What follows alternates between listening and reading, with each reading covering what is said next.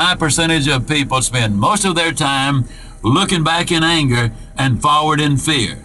And with the double burden of anger and fear, you're literally, as Walter puts it, mortgaging your future. So what's the solution? Step number one, go ahead and blame the people who did whatever they did to you for all the misery and problems you've suffered in your lifetime.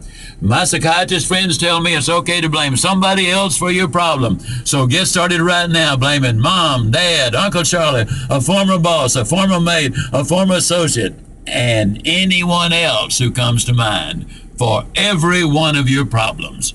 Step number two, now that you've blamed others for your problems, forgive them for whatever they have done. In some cases, that might be extremely difficult and could even require counseling. I think of physical, emotional, or sexual abuse as an example.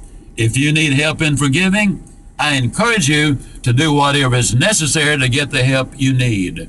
Forgiving is not necessarily forgetting. Archibald Hart, a Christian psychologist, defines forgiveness as giving up your right to hurt someone back. When you forgive someone, you agree to forfeit any revenge that you previously felt needed to be exacted.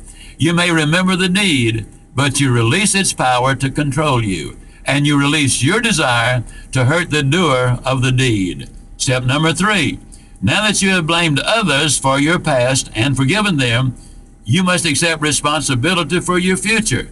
Until you accept responsibility for your future, you're going to relive your past and repeat the mistakes. One of the most meaningful statements I have been making over the past 5 years is this: failure is an event, not a person. Yes, you may have failed, but you are not a failure. When you follow that statement by understanding logically and emotionally that yesterday ended last night and today is the first day of the rest of your life, you begin to truly accept responsibility for your emotional health. Here are some specific action steps for you to take in developing the right attitude. Number one, accept the fact that you can control